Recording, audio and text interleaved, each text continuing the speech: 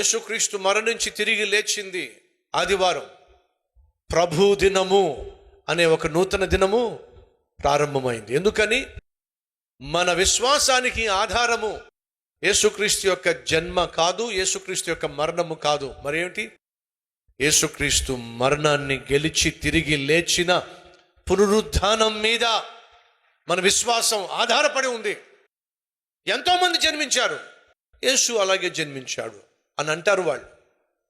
ఎంతోమంది మరణించారు, యేసు కూడా మరణించాడు అంటారు వారు. కానీ ఎంతోమంది తిరిగి లేవల, ఒకే ఒక్కడు తిరిగి లేచాడు. యేసే గనుక తిరిగి లేచి ఉండకపోయినట్లయితే పౌలు అంటాడు, యేసు గనుక ఒకవేళ పునరుద్ధానుడు అయి ఉండకపోయినట్లయితే మేము ప్రకటించే సువార్త వృధా, ఈ సువార్తలో శక్తి లేదు. అనగా నా విశ్వాసానికి ఆధారము యేసుక్రీస్తు యొక్క పునరుద్ధానం. ఆ పునరుద్ధానమే మన విశ్వాసానికి ఆధారం గనుక పునరుద్ధాన దినమైనటువంటి ఆదివారాన్ని ఏమన్నారంటే ప్రభువు దినం. ప్రకటన 1వ అధ్యాయము 10వ వచనము ఏముంది అక్కడ? ప్రభువు దినమందు. ఏ దినమందు? ప్రభువు దినమందు ఆత్మవశుడునై ఉండగా. ప్రభువు దినము అని అర్థం ఏమిటి? ఆదివారం. ఆదివారాన్ని ప్రభువు దినముగా పిలిచారు. శనివారము విశ్రాంతి దినము.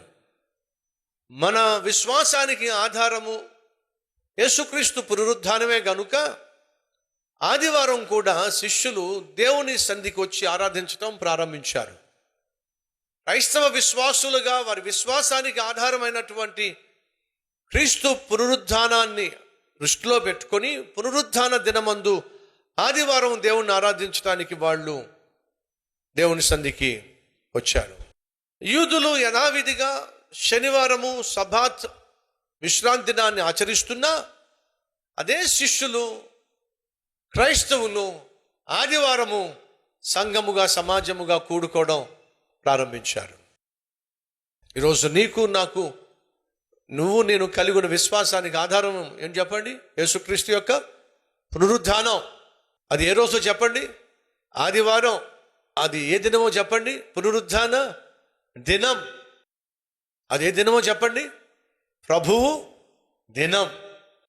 కాబట్టి ప్రభువు దినాన్ని మనం నిర్లక్ష్యం చేయడానికి వీల్లేదు. నెహెమ్యా అంటున్నాడు, ప్రభు దినము లేదా విశ్రాంతి దినమును నిర్లక్ష్యము చేసి దేవుని దృష్టిలో ఇంత దుష్కార్యమో ఎలా చేస్తారు మీరు? అది ఆనాడు నెహెమ్యా ప్రశ్నిస్తున్నాడు. అంటే అర్థం ఏమిటి? ఎవరికి కూడా దేవుని ఆరాధించాలని కానీ దేవుని సన్నిధికి వచ్చి ప్రార్థన చేయాలని కానీ ఒకరికొరకు ఒకరు విజ్ఞాపన చేయాలని కానీ మొక్కుబడులు చెల్లించాలని కానీ దేవుని వాక్యం విని విశ్వాసాన్ని పెంపొందించుకోవాలని కానీ ఆ రోజు వాళ్ళు ఆత్మీయత పట్ల శ్రద్ధ చూపించలేదండి. కాబట్టి దుర్భర పరిస్థితి, దుస్థితి. ఆ తర్వాత ఏమంటున్నాడు చూద్దాం రండి. మీ పితరులను ఇట్లు చేసి దేవుని యొద్ద నుండి మన మీదికిని ఈ పట్టణస్థుల మీదికిని కీడు రప్పింపలేదా? దేవుని సన్నిధికి వచ్చి ఆరాధించవలసినటువంటి యూదులమైన మనము, మన పితరులు ఇలాగే అగౌరవించారు. దేవుని విశ్రాంతి దినాన్ని నిర్లక్ష్యం చేశారు. దానివల్ల మన మీద ఒక కీడు వచ్చి పడింది. మన కుటుంబాల మీద ఒక కీడో, మన పట్టణం మీదకి కీడో వాళ్ళు తీసుకొచ్చారు. ఇందాక మనం ఏం చదివాం? దేవుని మందిరానికి వచ్చి దేవుణ్ణి ఆరాధించవలసిన మనము దేవుణ్ణి ఆరాధించడానికి సమాజంగా కూడుకోకపోతే అది దుష్కార్యమో. రెండో, అది మనకు తెలియకుండానే, అనగా దేవుని సన్నిధిని మనం నిర్లక్ష్యం చేసినట్లయితే, ఆయనను ఆరాధించే సమయాన్ని నిర్లక్ష్యం చేసినట్లయితే మనకు తెలియకుండానే మన మీదకు, మన కుటుంబం మీదకు, మన పట్టణస్థుల మీదకు ఏం తీసుకొస్తామట? కీడు. మళ్ళా చదువుతున్నా, మీ పితరులు 18వ అధ్యాయం 18వ వచనం, మీ పితరులు ఇట్లు చేసి దేవుని యొద్ద నుండి మన మీదికిని ఈ పట్టణస్థుల మీదికిని కీడు రప్పింపలేదా? దేవుని సన్నిధికి దూరం కావడం కానీ, దేవుని సన్నిధిని నిర్లక్ష్యం చేయడం కానీ, దేవుని సన్నిధిలో నిర్లక్ష్యంగా కూర్చోవడం కానీ ఆశీర్వాదం కాదు సంగమా, అది కీడుకు సంకేతం. 3, ఇశ్రాయేలీయులు అయితే మీరు విశ్రాంతి దినమును నిర్లక్ష్యపెట్టి ఇశ్రాయేలీయుల మీదికి కోపము మరి అధికముగా రప్పించుచున్నారని. అనగా దేవునికి ఏమొస్తుందట? కోపం.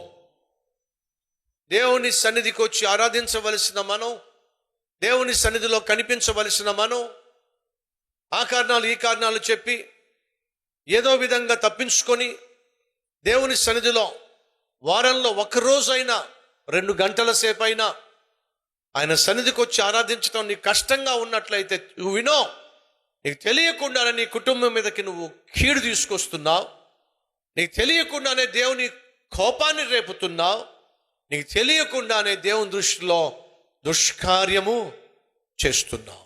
నెహెమ్యా ప్రార్థన చేశాడు. ఎందుకని ప్రభువా, నీ ప్రజలు దుర్భర పరిస్థితిలో ఉన్నారు, దుస్థితిలో ఉన్నారు, దౌర్భాగ్య పరిస్థితిలో ఉన్నారు, దీనహీన స్థితిలో దుఃఖిస్తున్నారు, కారణం ఏమిటి ప్రభువా? కారణం ఏమని చెప్పమంటావు నెహెమ్యా?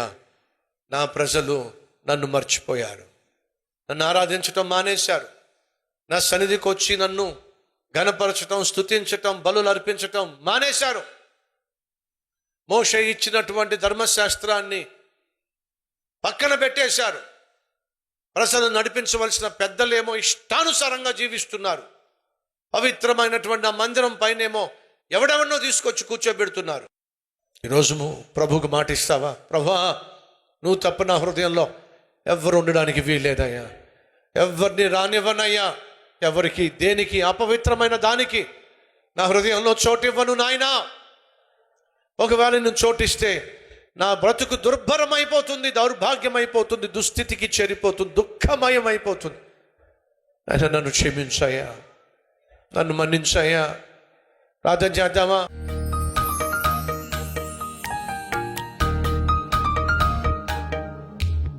యేసయ్యా, నాయనా మమ్మల్ని కనికరించాయా, మమ్మల్ని క్షమించాయా. నీ సన్నిధిని నిర్లక్ష్యం చేయవు నాయనా, నీ మందిరాన్ని నిర్లక్ష్యం చేయవు నాయనా. అయ్యా, నీ సన్నిధి పట్ల, నీ పట్ల మక్కువ కలిగి, ప్రేమ కలిగి, క్రమశిక్షణ కలిగి నాయనా నీ సన్నిధిలో నిత్యము కనిపించే భాగ్యం మాకు దయచేయ్యా. క్రమముగా నీ సన్నిధికి వచ్చే మనస్సు ఇవ్వద్దయ్యా. యేసు నామం పేరట వేడుకుంటున్నాం తండ్రి, ఆమెన్.